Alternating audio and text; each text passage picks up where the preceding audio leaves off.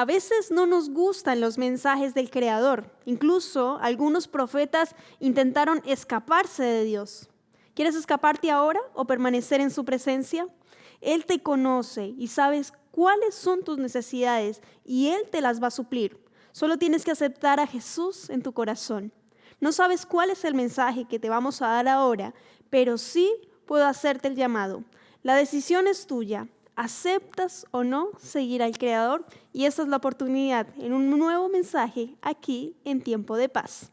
Acompáñanos en esta serie junto al pastor Mauricio Montoya, aquí en Tiempo de Paz. Bienvenidos.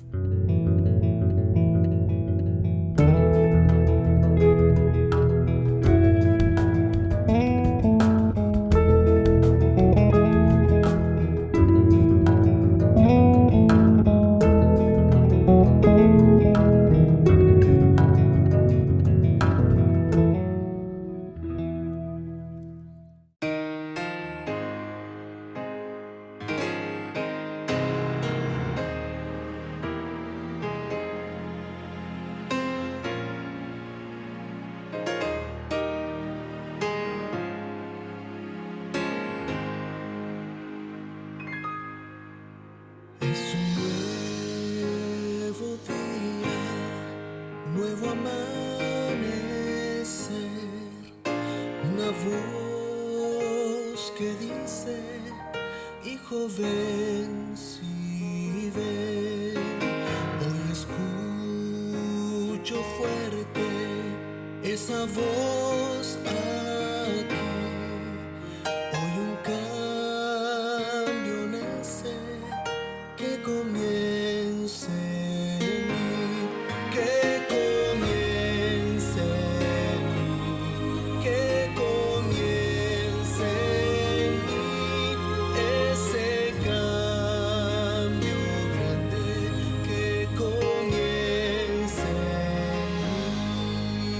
en mí. Es la llama ardiendo de su espíritu,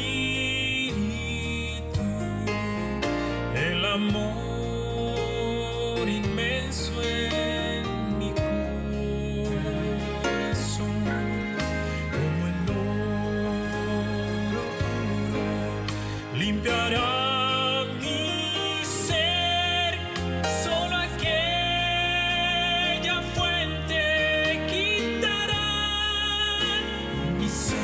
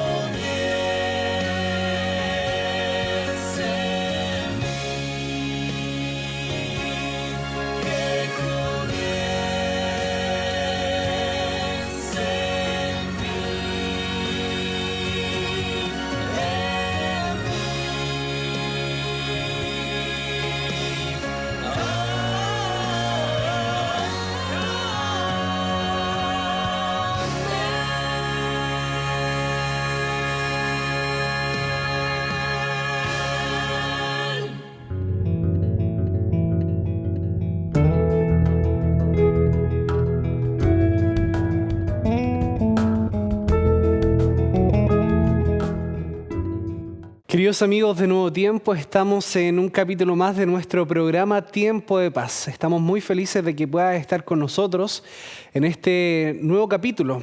Te invitamos desde ya a orar para que la presencia de Dios esté con nosotros y nos esté dirigiendo durante este capítulo. Oremos.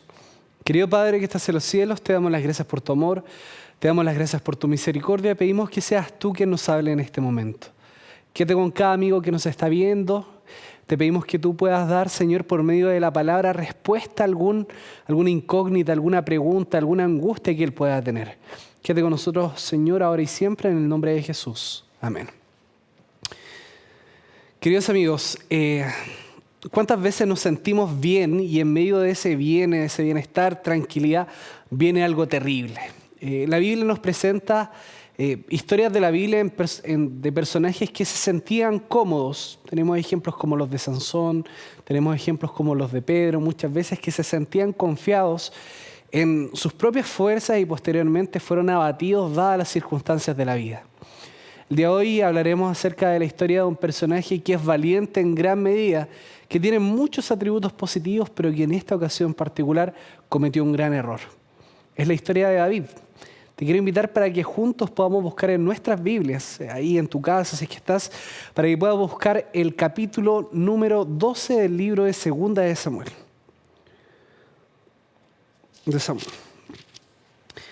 En el capítulo número 12 del libro de Samuel nosotros encontramos la historia de la amonestación de Natán.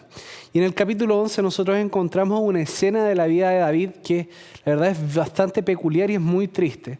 El capítulo comienza de la siguiente manera. Dice que aconteció que al año siguiente, en el tiempo que salen los reyes a la guerra, David envió a Joab y con él a sus siervos y a todo Israel y destruyeron a los amonitas y sitiaron Raba, pero David se quedó en Jerusalén.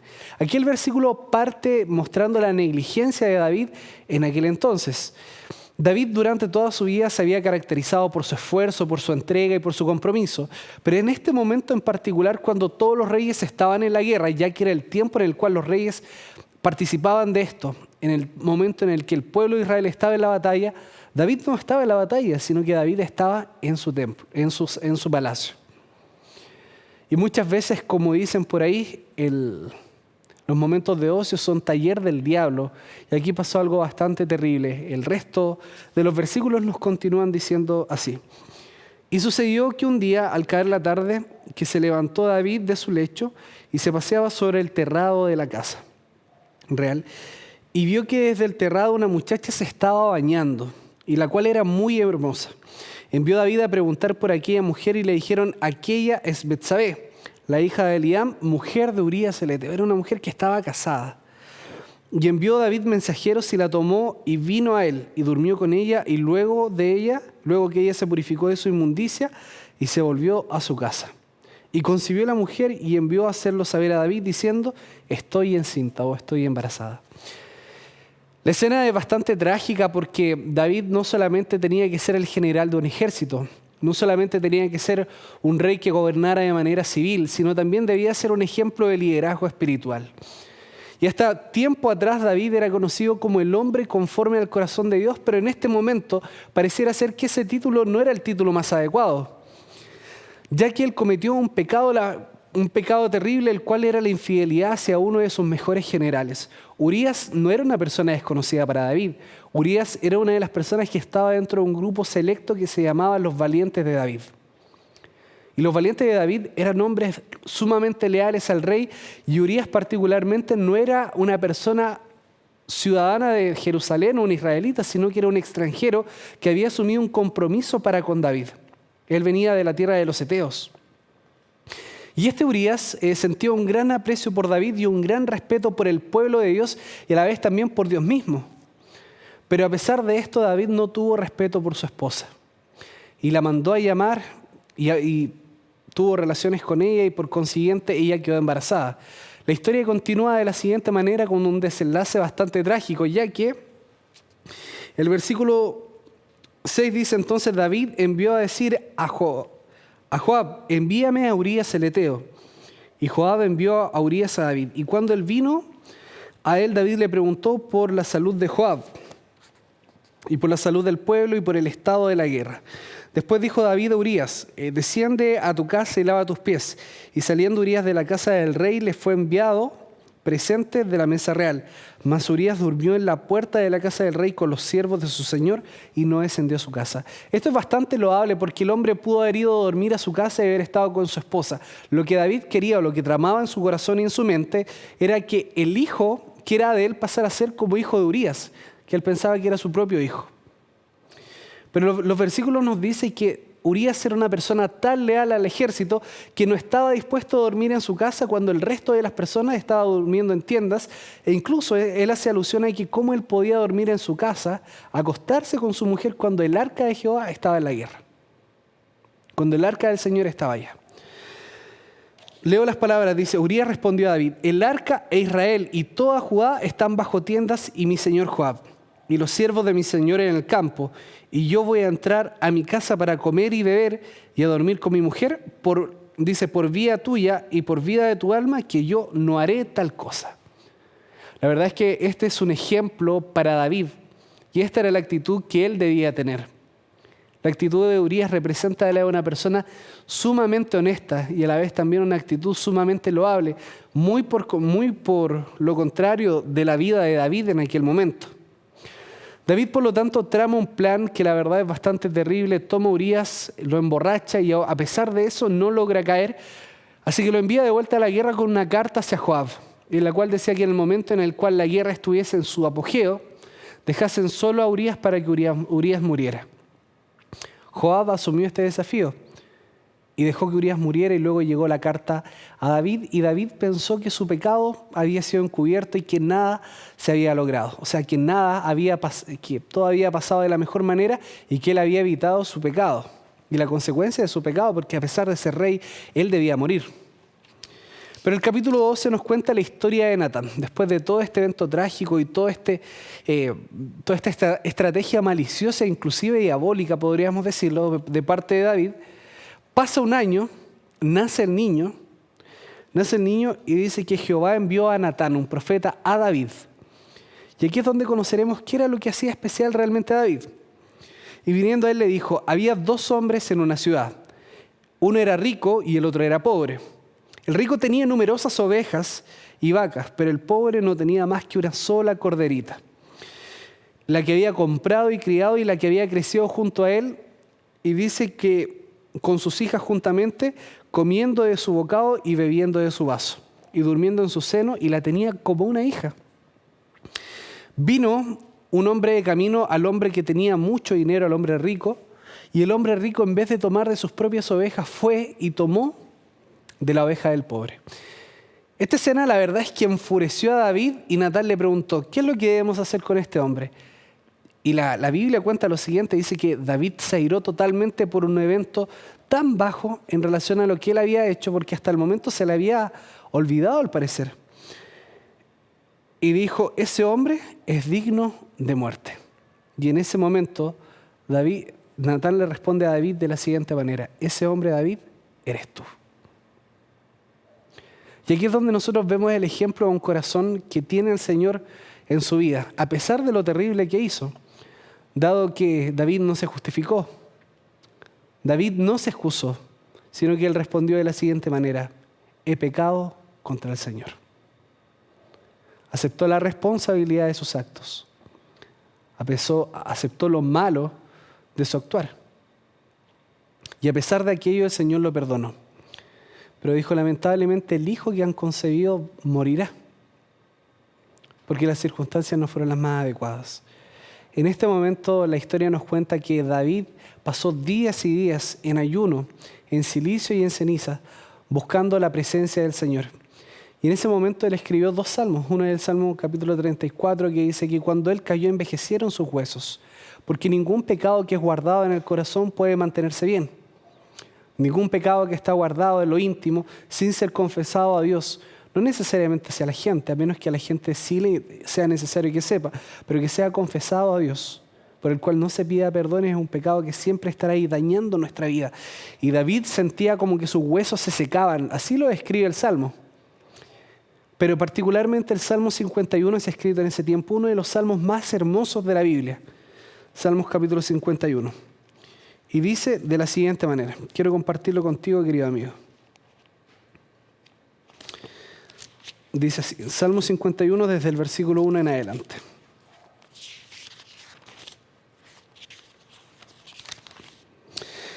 Ten piedad de mí, oh Dios, conforme a la multitud de tus piedades. Conforme a la multitud de tus misericordias, borra mis rebeliones. Lávame más y más de mi maldad y límpiame de mi pecado. Porque yo reconozco mis rebeliones y mi pecado está siempre delante de mí. Contra ti, solo contra ti he pecado y he hecho lo malo delante de tus ojos, para que sea reconocido justo en tu palabra.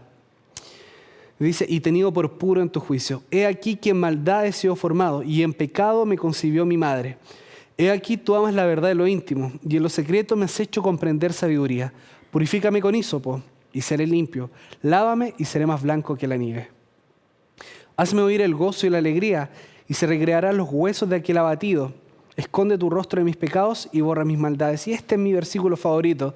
Y dice lo siguiente, crea en mí, oh Dios, un corazón limpio y renueva un espíritu recto dentro de mí.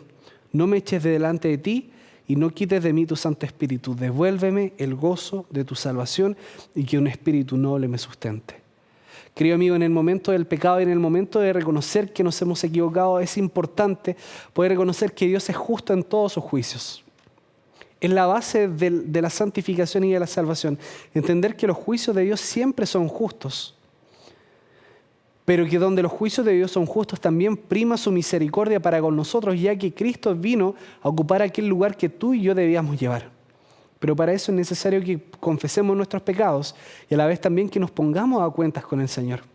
El día de hoy quizás tú has perseverado en algún pecado, quizás has perseverado en algo que te ha destruido. Hay tantas cosas y recordamos un poco más que el pecado no es esta mancha negra que nos cubre, sino son aquellos errores que nos dañan a nosotros y que dañan también a nuestro entorno. Aquellos vicios que quizás están desgastando a tu familia, aquellos malos hábitos que están destruyendo tus relaciones, aquellas cosas tan complicadas que quizás te están alejando en el día a día de Dios. Quizás eres adicto a alguna sustancia, quizás estás pasando por un problema de alcoholismo, quizás estás teniendo problemas con tu pareja, en tu matrimonio. Yo te digo lo siguiente, cuando nosotros confesamos nuestros errores al Señor y volvemos a caminar sobre nuestros propios pasos, nos damos cuenta de lo necesitados que estamos de Dios. Y en este momento David dice lo siguiente, crea en mí, oh Dios, un corazón limpio. Crea un espíritu recto dentro de mí. Y utiliza una frase que es muy importante dentro del versículo. Devuélveme el gozo de tu salvación. Querido amigo, ser cristiano nunca puede estar involucrado o nunca puede estar ligado a la tristeza. Puedes pasar momentos tristes, evidentemente, pero una persona cristiana que tiene a Jesús en su corazón no debería ser una persona triste. O una persona que anduviese con cara de amargado, por decirlo de alguna manera. La Biblia nos dice lo siguiente, dice que aquel en quien Cristo ha creado un nuevo corazón es una persona que vive con gozo la salvación. Es una persona que vive con felicidad el poder estar tomado de la mano de Dios. Es una persona que de manera constante encuentra felicidad en estar relacionado con Cristo. Si tú el día de hoy quieres tener esta relación íntima con Jesús desde el perdón, desde la misericordia, yo te invito a que puedas orar. Te invito a que puedas confesar aquello que está mal en ti, no porque Dios no lo sepa, porque Dios ya lo sabe, pero es necesario que tú puedas reflexionar sobre aquello. La historia de David termina de la siguiente manera. Aquel hijo lamentablemente murió, pero aquel hijo vino a ocupar su lugar otro hijo con Betsabé, y el nombre de este hijo es Salomón, quien fue el hijo que heredó el reinado de David. Nuevamente volvemos a reflexionar sobre un versículo que está en la primera carta de Juan, que dice que el que peca es del diablo, porque el diablo peca desde el principio. ¿Qué significa esto? Que todos aquellos que cometemos errores estamos siguiendo exactamente lo que el enemigo quiere. No es que tú quieras estar con el enemigo, pero lamentablemente si hacemos cosas que nos destruyen, para ese camino vamos. Pero para esto se manifiesta el Hijo de Dios en nuestra vida, por medio de un mensaje como el que tú estás recibiendo en este momento, por medio de personas que quizás te están visitando. Quizás tú estás tomando algún estudio bíblico, estás aprendiendo acerca de la palabra del Señor. Yo te digo que este es el método que Dios tiene para deshacer las obras del enemigo, las cosas tan terribles que Él quiere causar. El enemigo está empeñado en destruir familias, está empeñado en destruir personas, está empeñado en destruir sueños, propósitos y planes. Lo único que Dios quiere es que tú puedas ser una persona feliz y que te puedas proyectar más allá de simplemente esta vida, que te puedas proyectar en la eternidad. Dios perdonó a David y le devolvió este corazón. Dice que Él creó un nuevo corazón en David, un corazón puro, un corazón sin mancha, que creó en él un espíritu nuevo y un espíritu recto, y que le devolvió esto tan importante que es la salvación que tú y yo debemos tener. Esta salvación en la cual encontramos gozo y felicidad. No podemos ir por la vida siendo cristianos y viviendo solamente con tristeza. No estoy diciendo que tú por ser cristiano no puedas pasar momentos tristes, evidentemente lo puedes vivir. Pero tu cristianismo no puede estar ligado solamente a la obligación, tiene que estar ligado al amor. No puede estar solamente ligado a la responsabilidad, que obviamente también ser cristiano lleva una responsabilidad, pero no puede ser la motivación.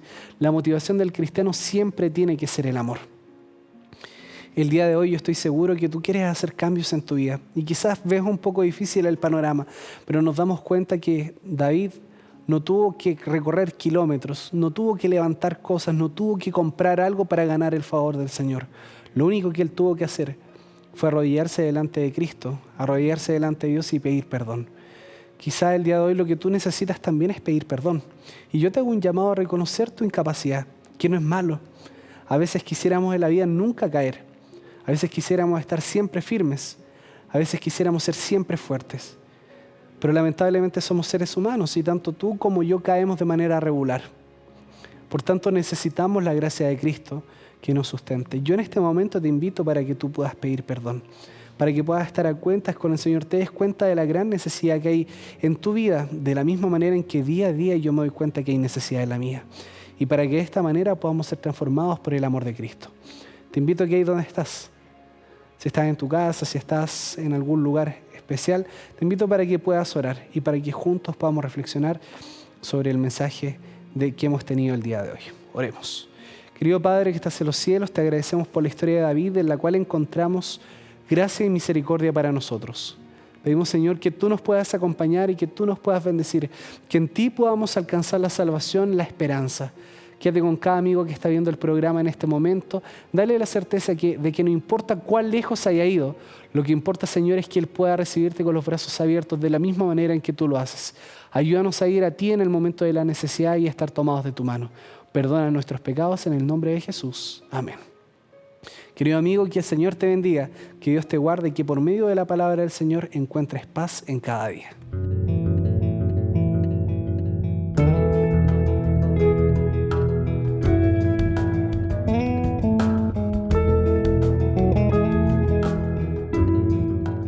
Esperamos que hayas podido disfrutar del mensaje y así haberte gozado en la palabra de Dios. Ahora toca tu parte, velar y orar, como dice Colosenses 4:2. Dediquémonos a la oración, debemos perseverar en ella con agradecimiento. Así que damos gracias al Creador por este alimento espiritual.